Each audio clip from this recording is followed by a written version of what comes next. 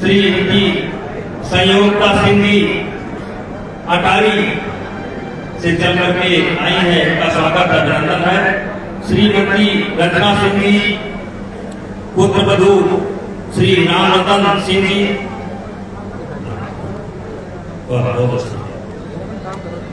सूर्यनाथ सिंह जी सुरक्षा स्टेट, श्री सुरेश सिंह जी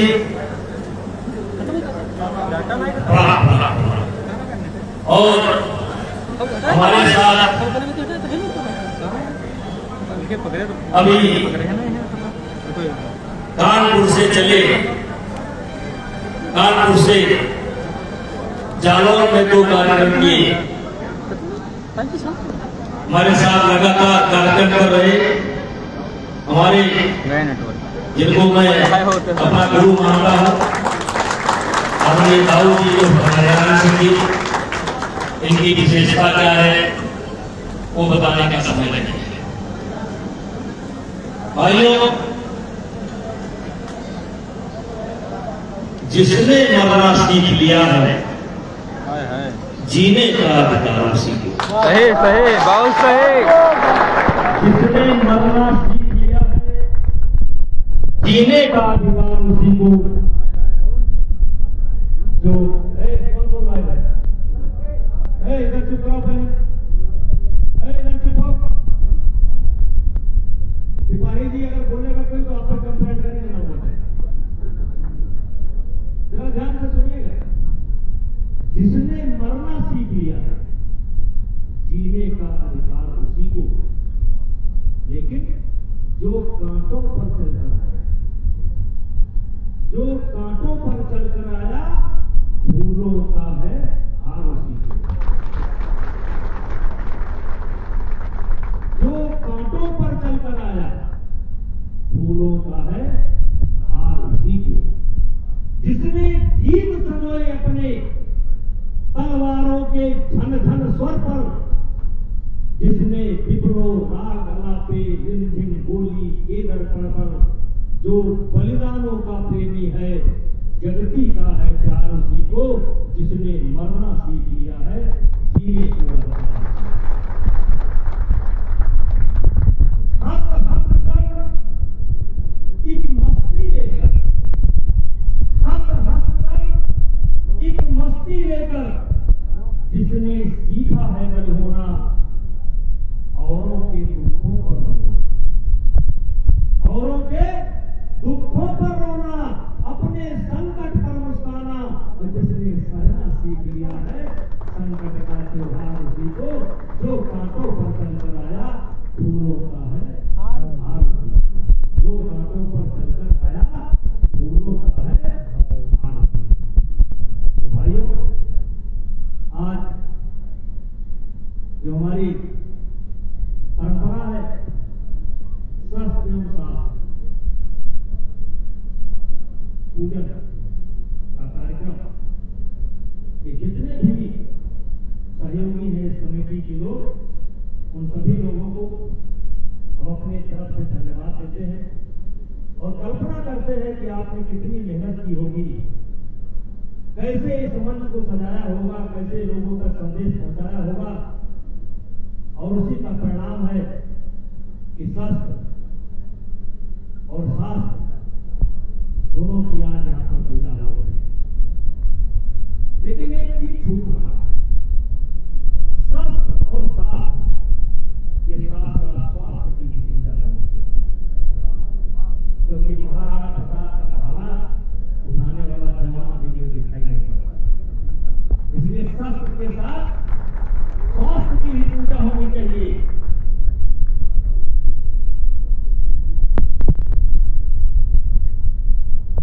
और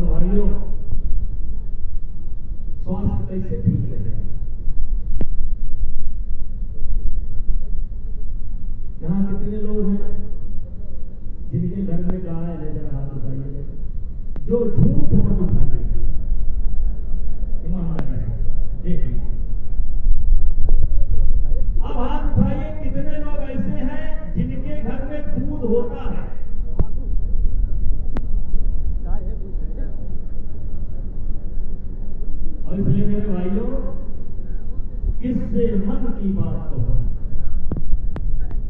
किससे मन की बात कहूं मैं, सुनने को तैयार कौन है, फुर्सत किसको कितनी है, लगे हुए सब अपने अपने, सबको अपनी अपनी है, बनकर मुंह मेघ सा कब तक, बोलो वज्राघात कहूं मैं, किससे मन की बात।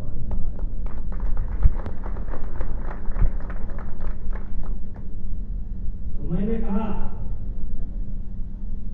कि शस्त्र और शास्त्र के साथ साथ स्वास्थ्य की पूजा भी होनी चाहिए, यानी स्वास्थ्य को भी बढ़ावा देने का कार्यक्रम होना चाहिए। एक बार जरा हाथ उठाएंगे जिनके पास गाड़ियां हैं, चाहे मोटरसाइकिल हो, चाहे ट्रैक्टर हो, चाहे कार हो, चाहे जो हो, जरा गाड़ी वाले हाथ उठाएंगे, मोटरसाइकिल वाले और मोबाइल वाले भी उठाई दीजिए। बहुत अच्छा जैसी हो, बहुत बहुत धन्यवाद, बहुत बहुत धन्यवाद। अब ये मोबाइल वाले, ये गाड़ी वाले जो हाथ उठाए हैं, अगर इनके घर में एक्सरसाइज का कोई सामान हो, एक्सरसाइज का कोई सामान हो, जैसे डंबल हो, मूलर हो, जिम हो, तो कुछ हो तो मेरा हाथ उठा दीजिए।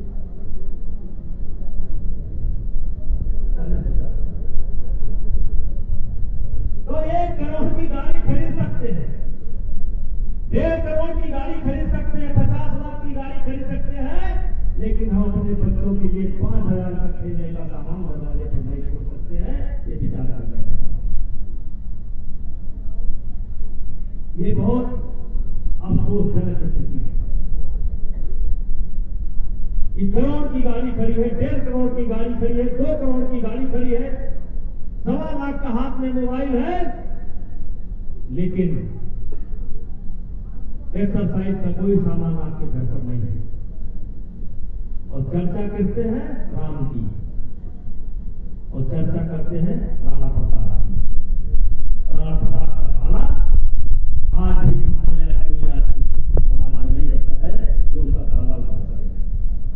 और इसीलिए मैं आपसे कहना चाहता हूं, मैं बहुत कम शब्दों में मैं ये विचार करता हूं कि हमारी स्थिति ये क्यों हुई, यार अपने पहचान के लिए हम संघर्ष कर रहे हैं, ये हमारी स्थिति क्यों हुई।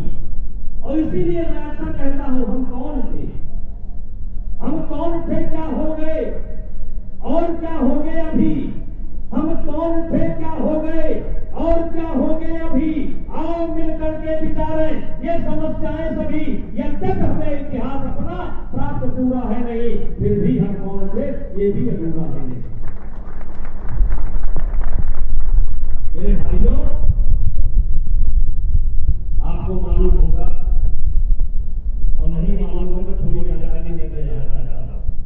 वैसे अभी जब आप बोले हैं तो अभी जानकारी आपने देने का प्रयास किया। जैसे हम कौन हैं,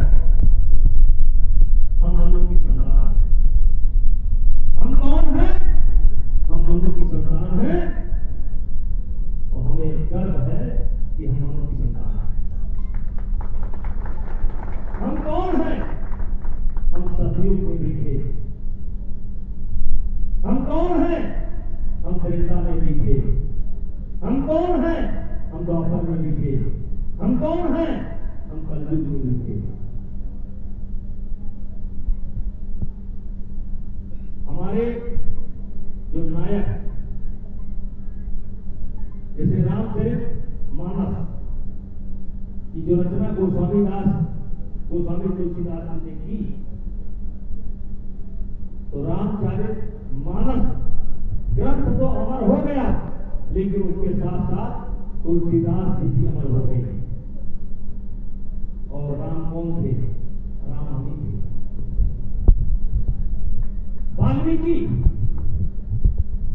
वाल्मीकि रामायण की रचना हुई, किसके बारे में हुई, हमारे बारे में हुई, यानी आपके समाज के बारे में हुई। अब आज वाल्मीकि लिखने वाले भी अमर हो गए। अपना इतिहास नहीं पता है वो जाकर के अपना इतिहास बोलते हैं हमारी इसमें कोई गलती नहीं है, लेकिन हमें पता है। हमको मत्स्य पुराण में खोजो पाओगे, हमको भागवत पुराण में खोजो पाओगे, हमको वाल्मीकि रामायण में खोजो पाओगे, हमको रामचरितमानस में खोजो पाओगे। अब तुम्हारा नहीं मिल रहा है तो उसमें हमारी कोई गलती नहीं है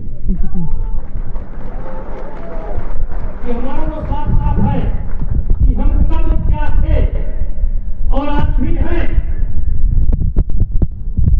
लेकिन जब तुम्हारा नहीं मिल रहा है तो उसमें हमारी कोई गलती नहीं है। अब जब इतिहास नहीं मिल रहा है तो आप क्या हो, अपना नामकरण खुद कर लेना, उसको नामकरण नहीं करना चाहते। तो हम कौन थे, क्या हो गए और क्या हो गए अभी, आओ मिलकर के विचारें ये समस्याएं सभी।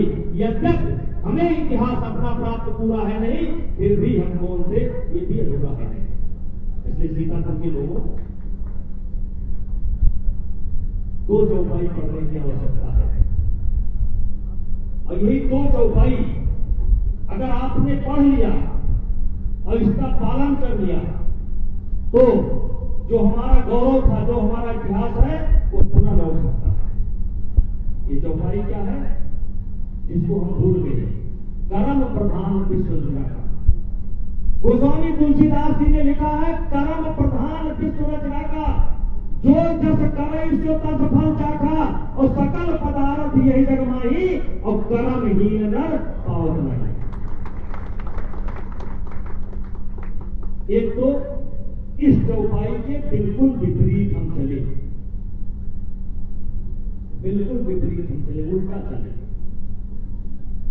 हम दूसरी चौपाई पढ़ने लगे, सिर पर कुलीनता का टीका, सिर पर कुलीनता का टीका, भीतर जीवन का रस फीका, कुछ ऐसे भी नर होते हैं कुल को खाते और खोते हैं, कुछ ऐसे भी नर होते हैं कुल को खाते और खोते हैं। यशस्वी पुरुष अपने ऊपर चलता नक्षत्र पुरुषों का घर, अपना बल देश जगाता है, सम्मान जगत में पाता।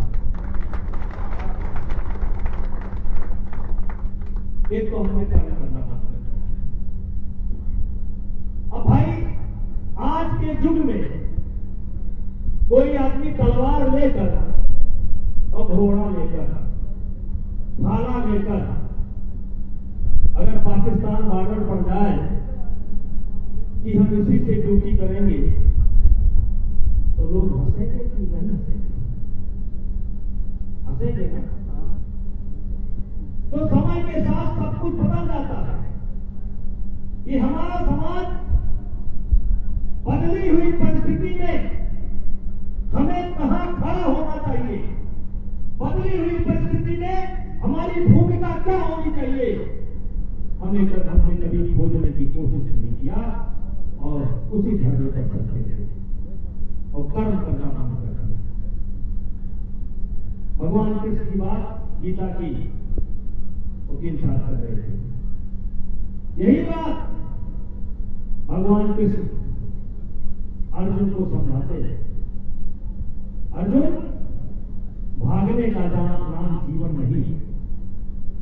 हे अर्जुन, भागने का नाम जीवन नहीं है, समस्याओं से लड़ने का नाम जीवन है। और मैं कहता हूं जिसके जीवन में कोई समस्या नहीं है, जिसके जीवन में कोई समस्या नहीं है, समझो वो इंसान जिंदा नहीं है। अगर जिंदा है तो समस्या होगी।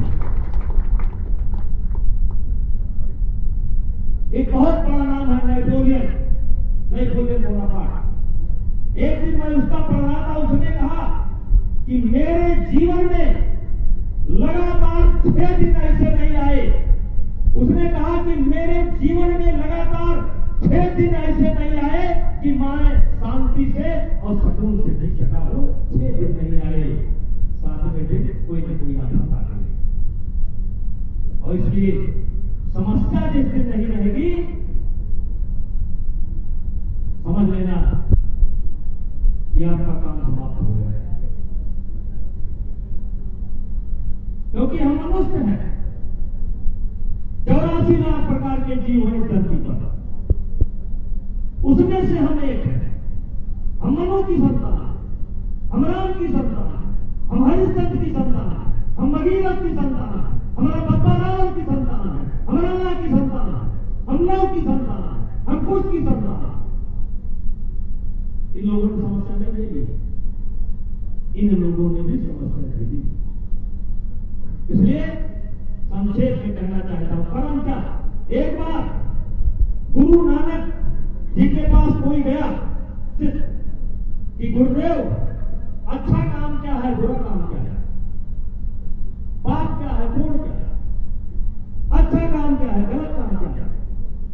नानक साहब ने कहा कि जिस काम की चर्चा आप सबके सामने कर सके, समझ लेना वो अच्छा काम है, और जिस काम की चर्चा आप सबके सामने न कर सके, समझ लेना वही गलत काम है।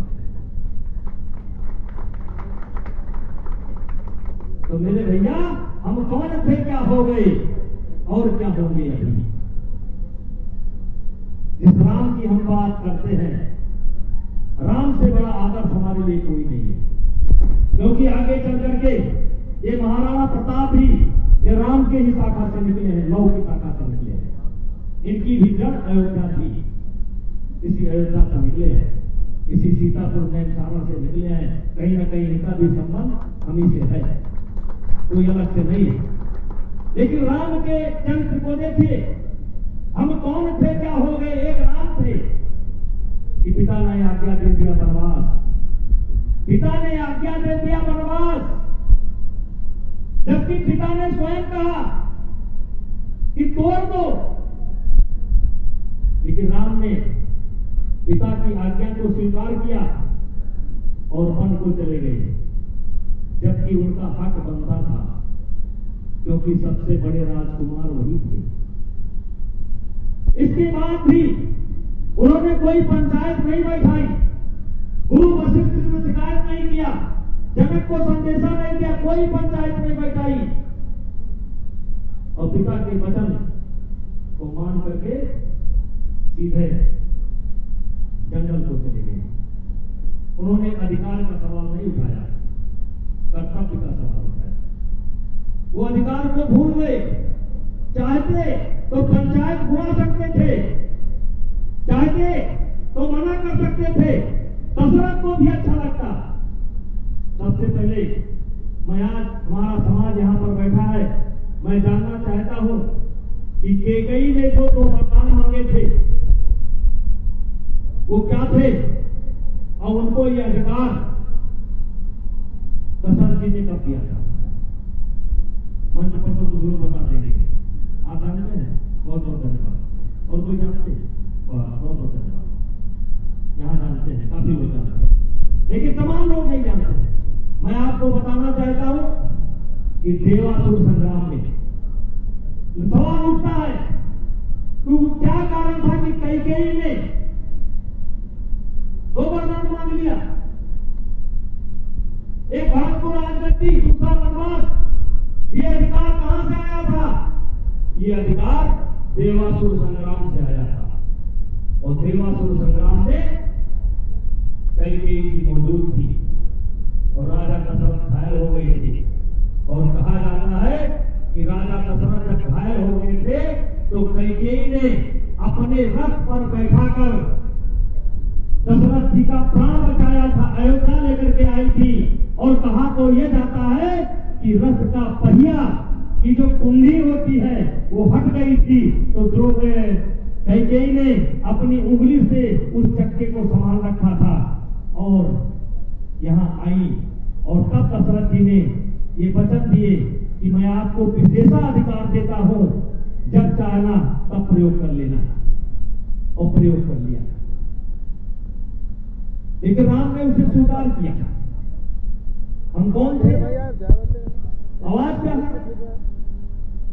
हम लोग राजनीति में हैं, रोज एक दो मामले आ जाते हैं। रोज पहले मामले आते थे कि मेरा झगड़ा मेरे गांव के फला आदमी से है।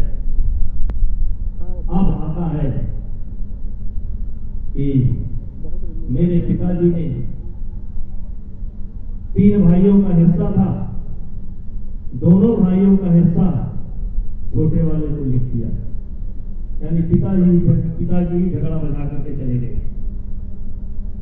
आज अक्सर ऐसे केस आते हैं गांव में कि 3 भाइयों का 4 भाइयों को कोई बहुत बड़ी जायदाद भी नहीं है, कहीं 10 बीघा 5 बीघा 20 बीघा, उसके बाद भी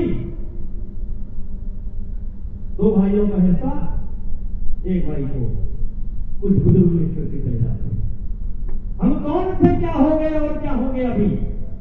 तो ये विचार करने का समय है कि हम कौन थे, ये विचार करने का समय है। अगर राम को हम मानते हैं तो हमें राम के बताए हुए रास्ते पर चलना पड़ेगा। और राम का जब वनवास होता है, अयोध्या के लिए जाते हैं, अयोध्या से निकलते हैं, चित्रकूट पहुंचते हैं, चित्रकूट में कुछ देर रहने के बाद उधर जब दक्षिण की तरफ बढ़ते हैं, आप सब लोग जानते हैं सीता जी का अपहरण होता है।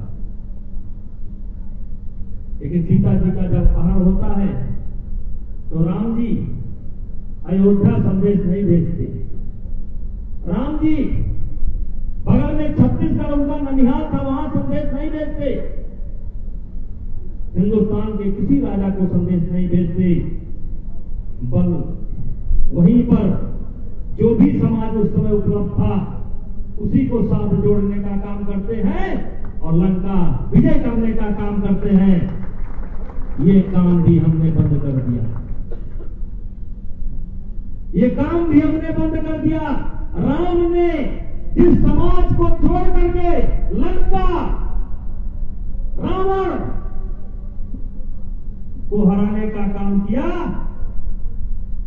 उस बात को भी हम भूल गए। लगता है हमारी जोड़ने की क्षमता कम होती जा रही है।